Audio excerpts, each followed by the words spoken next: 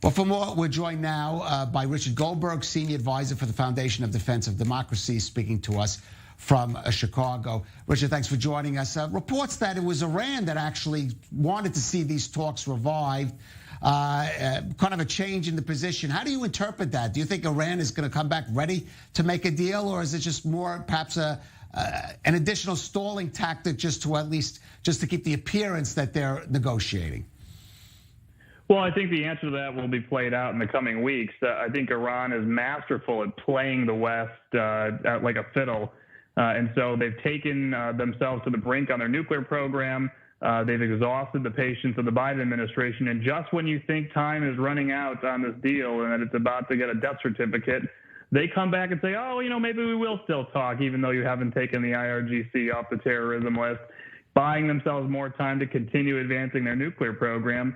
And indeed, perhaps seeing what other concessions may now be on the table from the United States, which has still not abandoned the pursuit of reviving the old nuclear deal.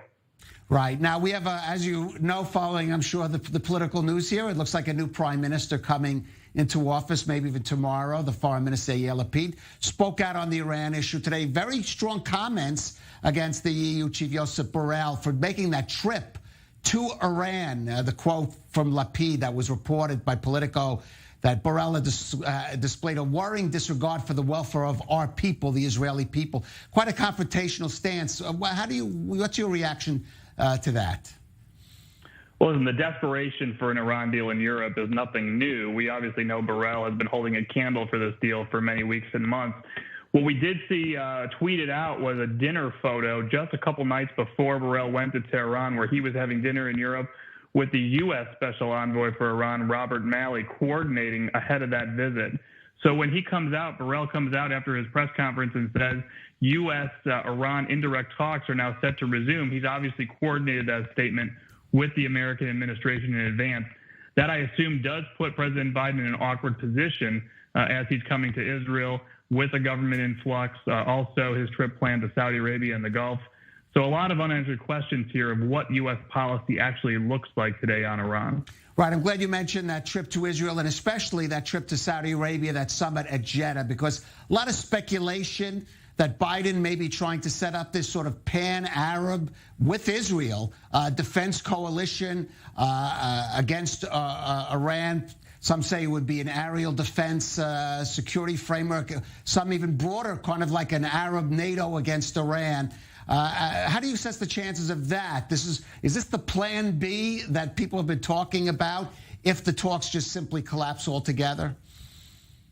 I don't think it's plan B. I think it's prudent defense planning for the United States in general. I read the Wall Street Journal report as something that we should be doing. Momentum coming out of the last administration, the fact that Israel is now a part of Central Command, integrated with the region.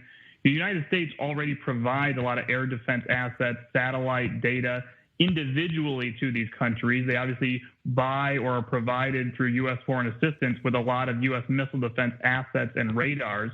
So it would kind of make sense to integrate all that technology, all the satellite data, all the missile defense equipment, so that each of these countries are sharing in real time as well, to make sure if a missile is coming over and a radar in the UAE can pick up some things and share it with the Israelis before something comes over towards Israeli airspace, that makes a lot of sense just in general for the region. It obviously advances normalization as well. The big question for me is, what a wonderful step forward in countering Iran. Why would you still at the same time want to lift sanctions on Iran, increase the amount of money the Iranians have to put into their missile systems or UAV systems, which makes this just a much harder project to have to defend against? Now, also, well, as you said, this is not as sufficient as a plan B as you're suggesting. We do see, for example, in Israel stepping up, well, reportedly, let's say there's been a reported step up of covert activities against not only the Iran nuclear framework, but also more general defense systems.